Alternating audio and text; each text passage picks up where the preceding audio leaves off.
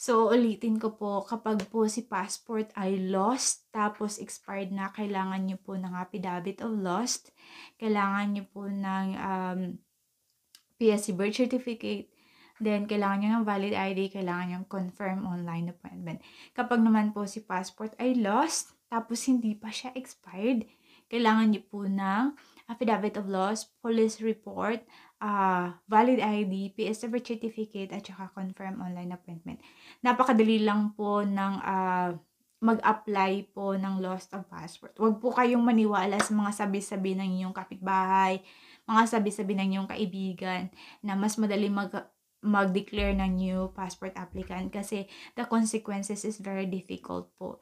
Instead po, nagmamadali po kayo, matatagalan tuloy po kayo. Especially pag may contract na kayo or meron na kayong plan para magpunta ng abroad, meron na kayong agency. So, may